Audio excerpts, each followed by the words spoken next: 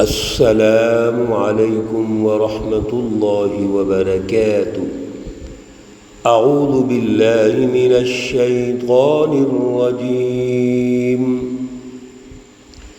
بسم اللہ الرحمن الرحیم۔ ونريد أن نمن على الذين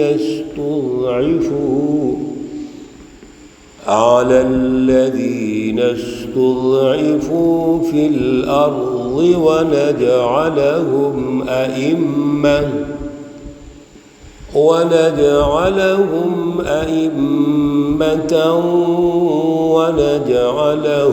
الوارثين۔ صدق اللہ العلی العظیم۔ اللهم صل على سيدنا ومولانا محمد النبي الأمي وعلى آله وأصحابه وبارك وسلم عليه۔ معزز سامعین و سامعات، سورۃ القصص پارہ نمبر 20، آیات مقدسہ نمبر 5 اور 6 ہیں۔ اللہ رب العزت ان آیات کا فہم اور شعور عطا فرمائے اور عمل کی توفیق اور صلاحیت عطا فرمائے۔ سورہ مقدسہ کے آغاز میں اللہ رب العزت نے کلام مقدس قرآن پاک کی اہمیت، اور پھر سب سے بڑی بات یہ ہے کہ یہ کلام مقدس ایک سچی تاریخ کی کتاب ہے۔ اللہ نے رہنمائی ارشاد فرمائی، اور جس واقعے کو عنوان بنایا، جس قصے کو عنوان بنایا، وہ حضرت موسیٰ علیہ السلام اور فرعون کا ہے۔ اللہ رب العزت نے فرعون کے جو منفی پہلو تھے، کسی بھی ظالم حکمران کے، ظالم طاقت کے جو منفی پہلو ہوتے ہیں، اور فرعون ان پہلوؤں کا لیڈر ہے، وہ اس حزب الشیطان شیطانی جماعت کا قائد ہے۔ وہ اللہ رب العزت نے آیت مقدسہ نمبر 4 میں ان کو کھول کھول کے ارشاد فرمایا، رہنمائی دی، اور پچھلے درس میں ہم نے اس کو سنا کہ فرعون زمین پر غالب تھا، یعنی اس نے اپنی رٹ قائم کی ہوئی تھی، ظلم کا سسٹم قائم کیا ہوا تھا، ظالمانہ سیاسی اور معاشی نظام تشکیل دینے کے بعد وہاں کی عوام کو آپس میں لڑاتا تھا۔ وَجَعَلَ أَهْلَهَا شِيَعًا،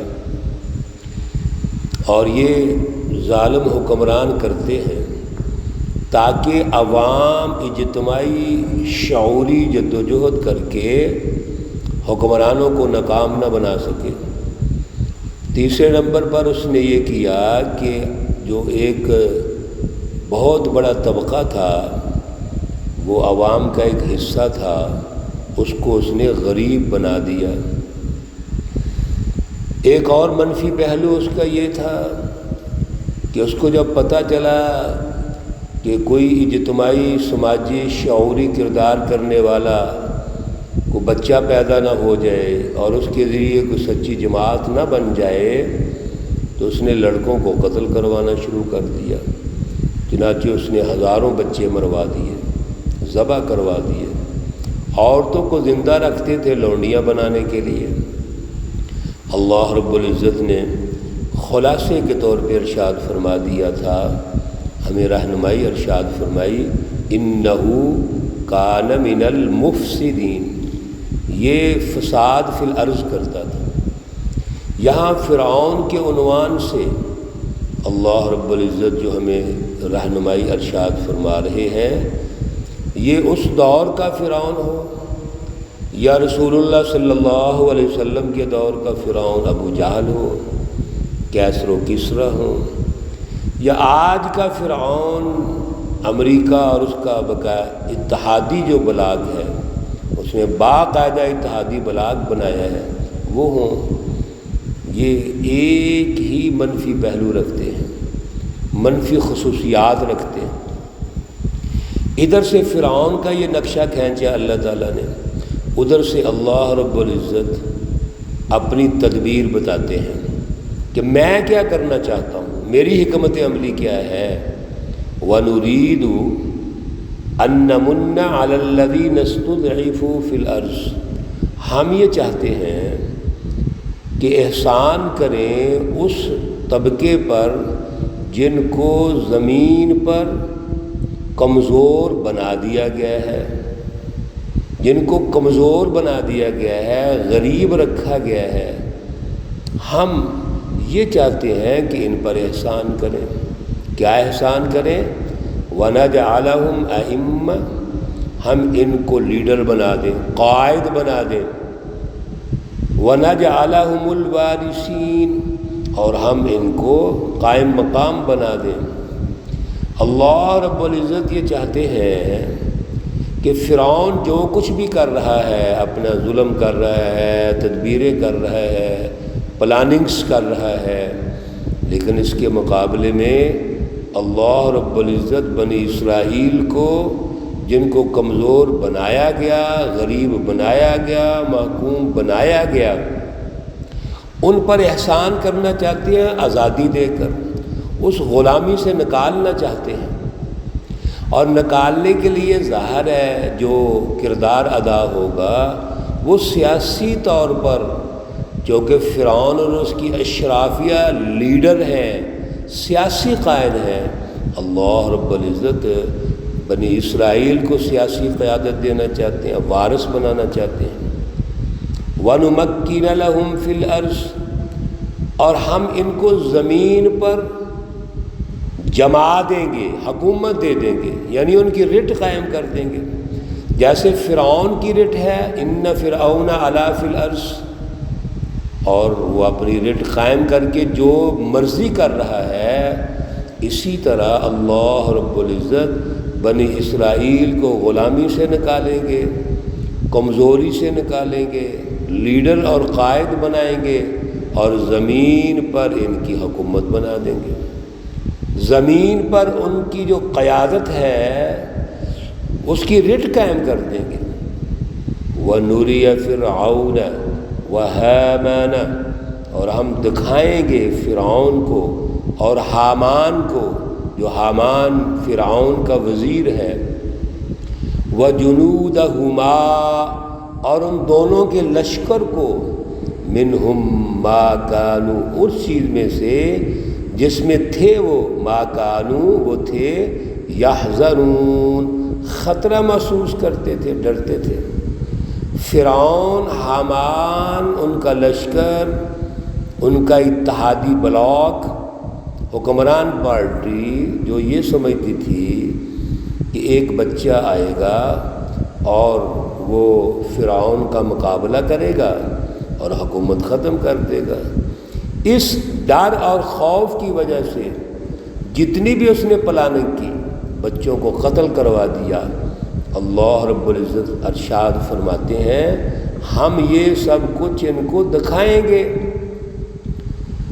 اللہ رب العزت کی تدبیر بنی اسرائیل کو آزاد کرنا ہے، بنی اسرائیل کو سیاسی سسٹم کی تشکیل میں کردار ادا کرنے کے لیے ہمت اور قوت عطا کرنا ہے۔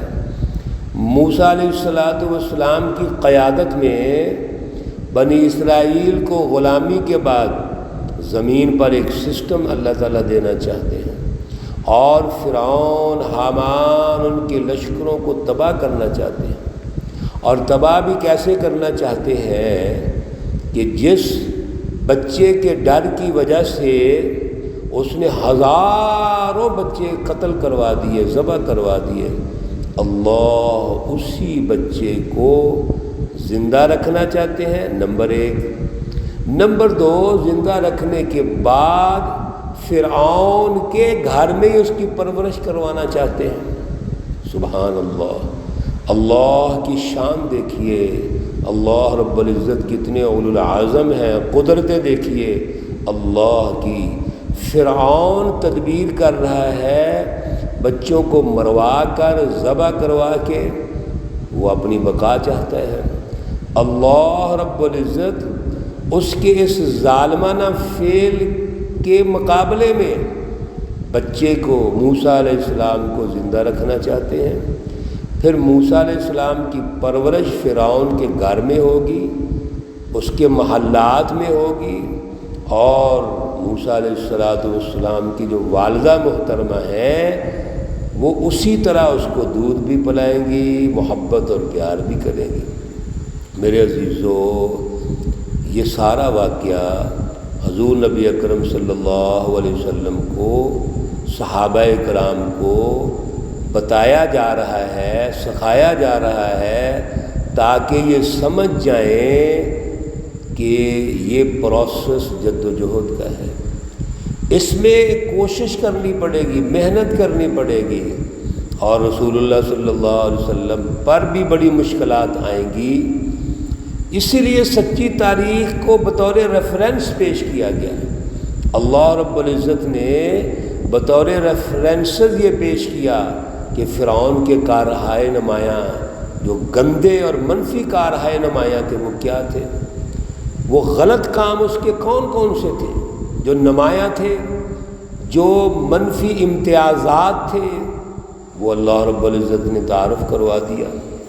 اس لیے حضور نبی اکرم صلی اللہ علیہ وسلم کی بھی تربیت ہو رہی ہے، اور آپ کو یہ بتا دیا گیا کہ غلامی سے آزادی حاصل کرنا، اور غلامی سے آزادی حاصل کر کے جو کمزور قوم ہے، عوام ہے، ان کو بیدار کرنا، شعور دینا، اور پھر ایک سچی جماعت کی تشکیل کرنا، یہ ضروری ہوتا ہے۔ اور مقابلے میں جو فرعون ہے، حامان ہے، ان کے لشکر ہیں، ان کی تباہی ہوگی، لیکن تباہی تبھی ہوگی جب ادھر سے جد و جہد ہوگی۔ اللہ رب العزت ہمیں اعلیٰ شعور، اعلیٰ نظریہ عطا فرمائے۔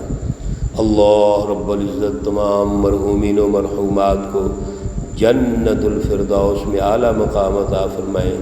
اللہ رب العزت تمام بیماروں کو شفائے کاملہ عاجلہ مستمرہ عطا فرمائے۔ ربنا تقبل منا انك انت السميع العليم وتب علينا انك انت التواب الرحيم، وصلى الله تعالى على النبي الأمي محمد وعلى آله وأصحابه أجمعين برحمتك يا أرحم الراحمين۔ السلام علیکم ورحمۃ اللہ وبرکاتہ۔